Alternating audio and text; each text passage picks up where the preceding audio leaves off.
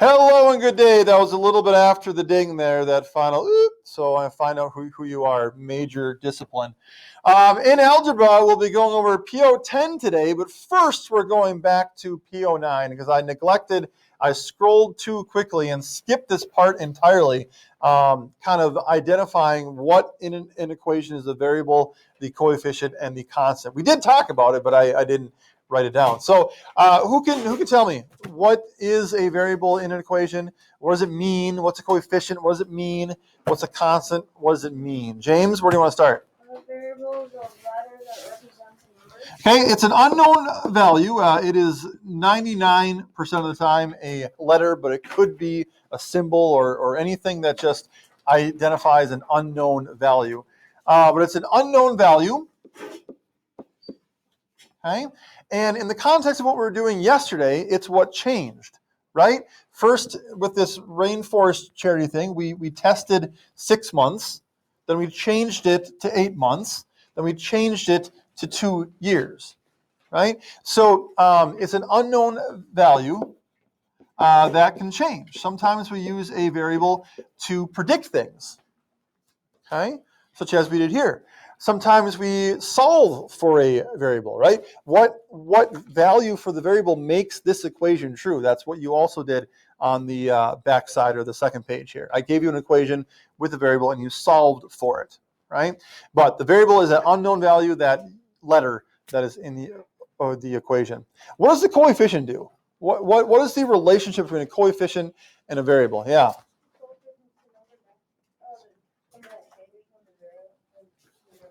So it's the number before the variable, right? And it is affected by the variable.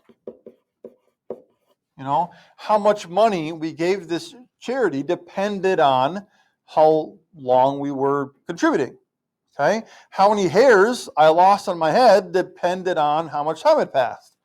Okay, how many baseball cards you got in your homework depended on how many you purchased. So the coefficient is what comes before the variable. You're multiplying by the coefficient, and it's directly affected by whatever the value of the variable is. That constant is just the lone number, right? It is constantly alone, just like Mr. Schultz on a weekend in high school. Okay, the lone number is not affected by the variable.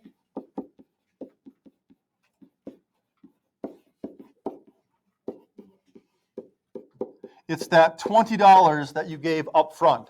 Doesn't matter how long you're giving to the charity, you still gave that $20 up front. Sorry, what word can't you read in the back? Affected, yeah. It's a combination of poor penmanship and a poorly calibrated board, but affected by the variable. It's the number of hairs that I have to start with, right? It's the 30 baseball cards that your parents already gave you, okay? It's the initial pressure of the water when the diver dives in. It's whatever is kind of the starting point. It's not affected by the variable. Okay? Good? Great. Let's go on to some corrections here. So the first one, and raise your hand if you'd like me to go more in detail with any of these, but the first one, 12 minus 4, 12n minus 4 equals 56. N is 5. Your 2 steps to solve this: add 4 to both sides to get 12 and equals 60. Then divide 60 by 12, n is 5. The next one, you'd start by subtracting 17 from both sides. So we get n divided by negative 9 equals 2. And since we're dividing the variable by negative 9, to undo that, we are multiplying by negative 9. And we get n equals negative 18. Right? You check that, you plug it back in. Negative 18 divided by negative 9 is positive 2. 2 plus 17 is 19. Next one is a decimal value, 4.5. You'd start by subtracting 8 to get negative 31.5 on the right side, and divide that by negative 7 to get positive 4.5. The next one is my way to troll you in math. So I apologize in advance, one of those sorry, not sorry things. So we would start by subtracting 12, right? Because we have n divided by 3 plus 12 equals 15. We're going to start by subtracting 12, and that gives us n divided by 3 equals 3. And when you see an equation like that, what does your brain do? What was the first number that popped into your head, perhaps, for what n could be? That's what the answer is. But what maybe popped into your head first? Violet? 1, right? You see that and your brain sees the 3's, it sees division, and it kind of automatically just does 3 divided by 3. And that's what my brain always does. Anyway, and I put this on here, like I said, try and troll you so that you think it's 1. Okay? But then when you think about the process, this is to kind of catch those mental math people that don't want to do the process because you're too smart for it, right? But this might catch you. You are going to be multiplying by 3 to undo that dividing by 3. And as Morgan correctly said, n does equal 9. If you did get 1 and you plug that in, hopefully you saw, well, wait a minute, 1 divided by 3, that's 1/3. 1/3 plus 12 isn't 15. That doesn't work out. Okay, you plug in 9. 9 divided by 3 is 3, plus 12 equals 15. So watch out for that. One like that will show up on your test, guarantee it. And do take the time to do the process, show the work, and get the answer. Next one, where's my notes? N is 50. 50 divided by negative 10 is negative 5. Then negative 5 minus 6 is negative 11. Check your sign here. It is positive 50. Next one, I do the same thing here, where when you subtract 2 from both sides, you get n divided by 18 equals 3. The answer is not 6. Okay, multiply both sides by 18 to get n by itself, and n is 54. Third one in that row. Some of you may have put 2. The answer is actually 1/2, right? Because when you add 18 to both sides, you get 18n equals positive 9. Again, your brain might think 18 divided by 9 is 2, but if you look at the process here, divide both sides by 18 to get n by itself, and 9 divided by 18, 9/18 is 1/2. Right? And if you check that, half of 18 is 9, minus 18 gives you negative 9. Yes? Sorry? Is it 5 times 0.5? 0.5 is fine. Decimal value, fraction value, either way is fine.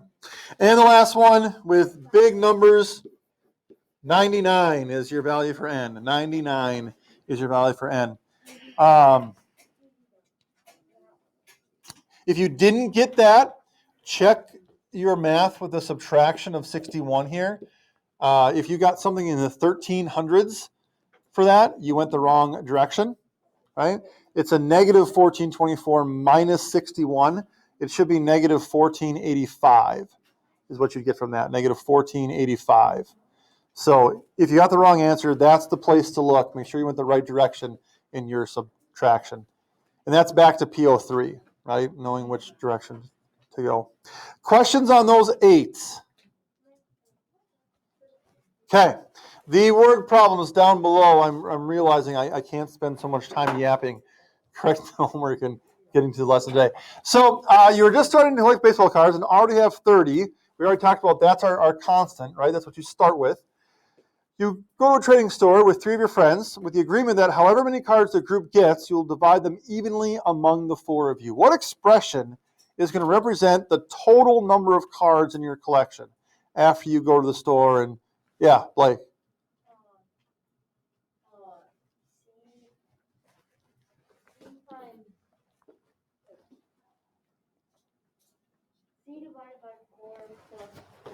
C divided by 4 plus 30. right? However many cards you purchase, you're dividing that number by 4 because you're dividing them among 4 people, okay? Whatever your share is, you're adding that to the 30 you got from your parents. So C divided by 4 plus 30. You started to say multiplication.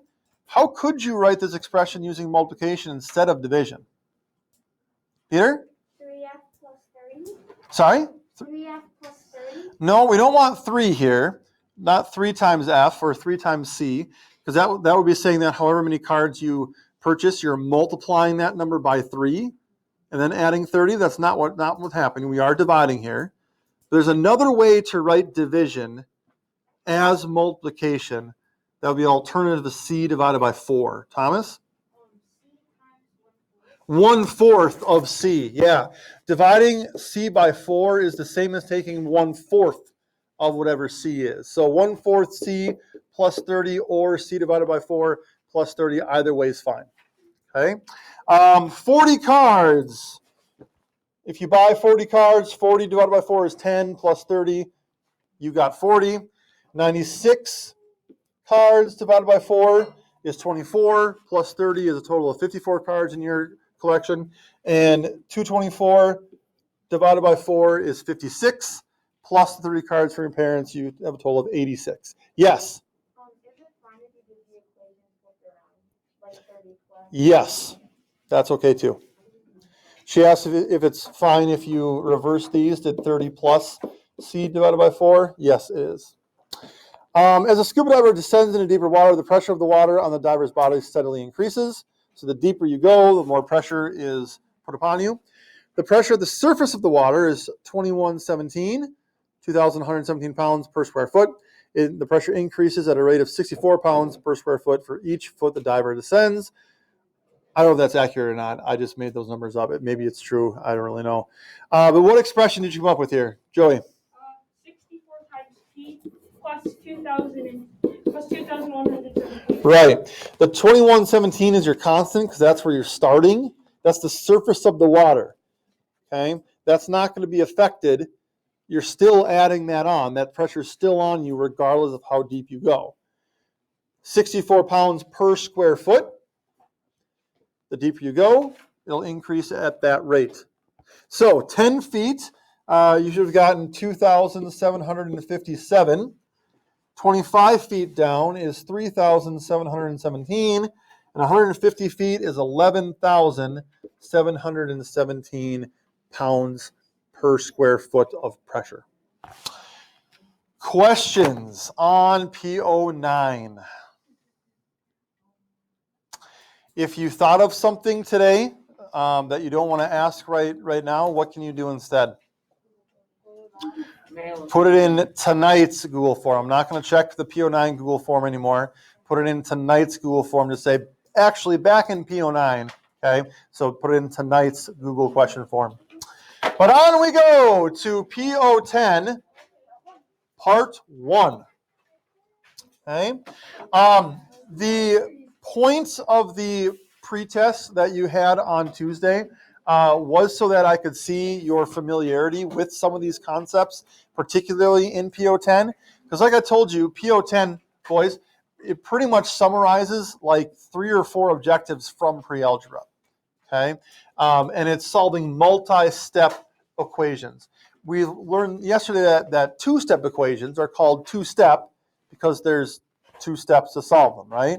You move your constants, then you take care of the coefficients, and then you're done. Multi-step just means that there are more than 2. Might be 3, might be 4, might be 5. But one type of multi-step equation is called combining like terms. Okay?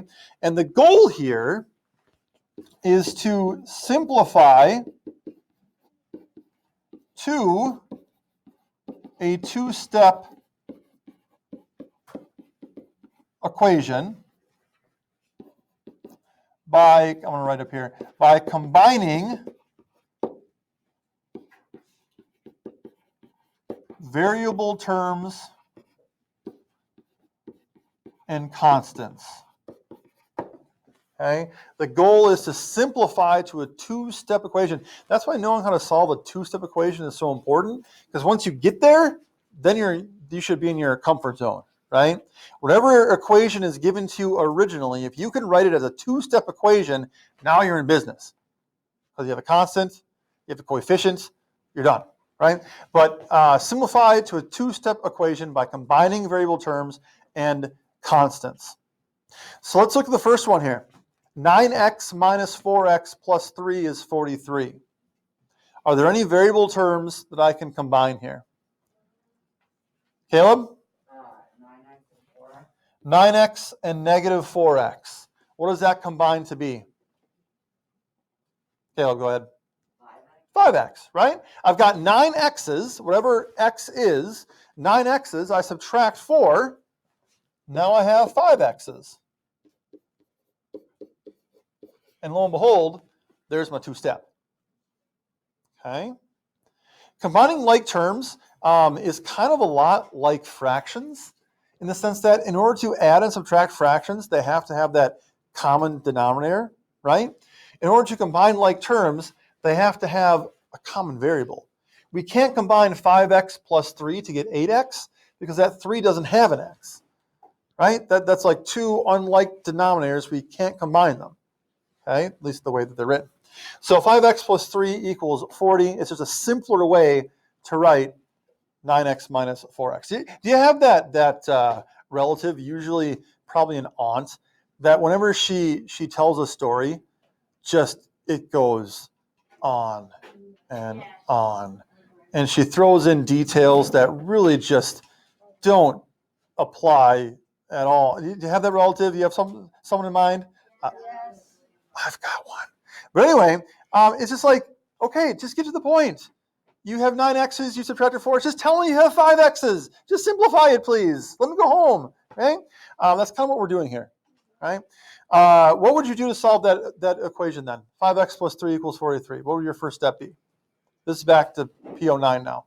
Joey. So I would use opposite operation on the 3. So I would use 43 minus 3. Sure. To get 40. Yeah, subtract 3 from both sides. 5x is equal to 40. Then divide by 5. Get x by itself. Again, opposite operations. And x equals 8. X equals 8. Okay. The next one, 8n plus 2 minus 11n equals 29. What variable terms or what constants can I combine here to simplify this, to get my two-step? Because that's what I'm after. Sepa.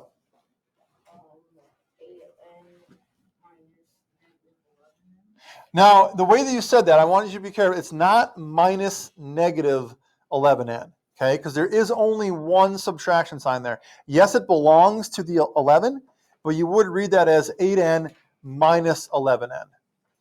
Okay, not minus negative. Okay, and so if we have 8 n's and we subtract 11, how many n's do we have? Blake? Negative 3. Okay, same thing that we did there with the 9x minus 4x. Our constant, since we can't combine that with anything, just tags along. And now we are in two-step territory, our comfort zone. Someone just walk me through how you would go about solving this. Walk me through how you'd go about solving this. Two-step equation. Joey. So I use opposite operation on the 2. So 29 minus 2 is 27. That would be negative 3 equals 27. So that would be negative 9. And divide by negative 3, n equals negative 9. Okay? So again, the goal here, simplify to that two-step. Get to that two-step equation. Get to that comfort zone. Because from there, it's just opposite operations. The last one. Oh boy. Aunt is telling a long story here. Let's simplify it. What can we combine? Caleb? 10n and 2n is 8n. Can you say that again? 10n and 2n. Is it 10? Negative 10n and negative 2n. Believe me when I tell you that those signs, it's very easy to forget them. Okay, but it is a negative 10 and a negative 2. Because in your head, if you're thinking 10n and 2n, you might write 12n. But is that how many n's we have there? No. We have negative 10 minus 2. That gives us negative 12n. And in an equation, 12 is very different from negative 12. Right? What else can we combine here? There's more. Adam, 7 and 3. We finally have another constant. Okay? We can rewrite 7 and 3 to be 10. 7 plus 3. And so our two-step equation is negative 12n plus 10 equals negative 22. And now that we're here, we know what to do. Opposite operations, right? Same process as the previous two. How are we feeling? On the pretest, on the combining like terms questions, about 60% of you got those correct. So for those that didn't, how's it going? And even those that did, how's it looking now? Okay. All right. The other thing we're going to talk about today, the other method we're going to talk about today is called the distributive property. Right? And the distributive property, the goal of this is to get rid of parentheses to make a two-step equation. We like two-step equations. Comfort zone. Okay? To get rid of parentheses to make a two-step equation. Now I'm going to preface this by saying there are other ways to get rid of the parentheses other than using the distributive property. So if you bring this home and your older brother or your parents are looking over your shoulder, why are you doing that? Why don't you just do? There are other ways that are not wrong, but I want you to learn this property. That's why I'm having you do it this way. Okay, so I'm just going to preface it by saying that. But what we have here is we've got 7 times the difference of 3n minus 5, and that equals 7. Someone who's familiar with the distributive property, what do we do here to distribute that 7 into the parentheses? Blake? What does the word distribute mean if your teacher says, please distribute these papers? What are you doing? Will? Giving them to everybody, right? Not just your friends, not just the people in the front row, but the people in the back row too. That 7 gets multiplied by both terms in the parentheses. And we're multiplying here because the operation between the 7 and our parentheses is multiplication. That 7 is kind of like a coefficient to that whole parentheses. So 7 times 3n is 21n. 7 times negative 5, again, remember that sign belongs to it. 7 times negative 5 is a negative 35. And here we are. Comfort zone. Two-step equation. All right? Add 35 to both sides. 21n equals 42. Divide by 21. And we get 2. Okay? Can we still check this? Surely. 3 times 2, instead of 3 times n, 3 times 2 is 6. 6 minus 5 is 1. So our parentheses equal 1. Multiplied by 7, we get 7 as a result. Next one. What are we distributing into the parentheses here? And that second one, what is being distributed into parentheses? William? 5. Not 5. Troll. Math troll. Sydney? 2. Not 2. Morgan? 7. Not 7. Schlaper? Negative 2. Negative 2 is the correct answer. Let's dissect this a little bit. Why not 5? Why can't I take 7 minus 2 and have 5 times n minus 6? Peter? Because of the order of operations, right? I can't subtract 7 and 2 until I multiply negative 2 times n minus 6. So subtracting out in front first breaks the order of operations. It is mathematically illegal to do. Why not the 7? Because the 7's not part of the parentheses. It's not connected to it. It's separated by that subtraction sign. Why not 2? Because the subtraction sign belongs to that 2, and so negative 2 is what gets distributed in. See how much fun this can be when you start to deep dive in all these rules, right? So what happens to that 7? Well, if we're not distributing it, it just drops down. We'll use it later. Okay? Negative 2 gets put into the parentheses. So we have negative 2n from negative 2 times n, right? Negative 2n. And negative 2 times a negative 6 gives us positive 12. Whoa. In this question alone, we went back to PO5, order of operations. We went back to PO4 with multiplying a negative times a negative, right? It's all, that's why they're POs. They're very important, okay? Equals 39.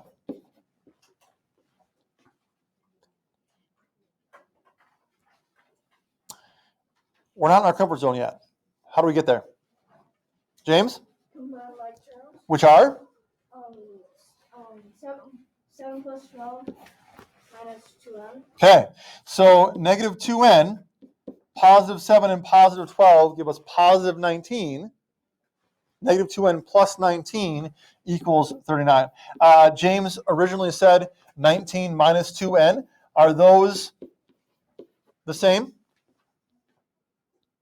Negative 2n plus 19 and 19 minus 2n, are those the same? Peter? They are, right? Remember, one of our rules, our 5-card challenge. All you did was you rearranged the terms. You kept the signs the same. Negative 2n here, negative 2n there. Positive 19 here, positive 19 there. It's the same thing. If you're using order of operations here, you'd still start by subtracting 19. 19 is the constant in each of them. It's the one without the variable. They're both positive. You'd still start by subtracting 19 and then dividing by our coefficient, which in both equations is a negative 2. So you get the same result. Right? The last one we're going to go over quickly. What are we distributing? This one. Whew. What are we distributing into the parentheses? Who am I going to troll? What are we distributing? Who's brave enough to take a guess? That third one there?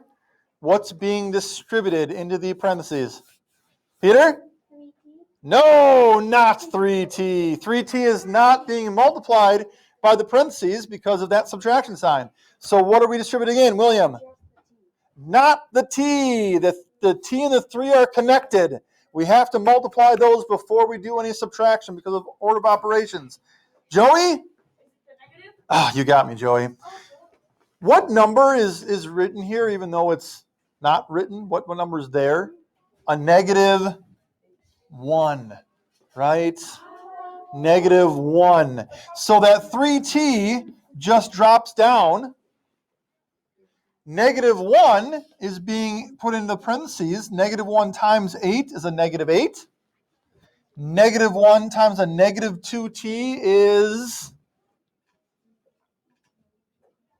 Negative 1 times a negative 2t is, Morgan? Positive 2t, and that equals 12. Okay, still not quite there yet. We have terms we can combine. 3t and 2t is 5t. And now we're in our two-step equation comfort zone. Okay. We are very short on time, so I'm just going to X off the ones I'd like you to do for homework. Everyone got the notes here? Am I free to scroll? Okay. Skip the next page, and then on PO10 Part 2, I'm going to give you a few basic ones to practice with. I want you to do the first one, the second one, the third one in the second row,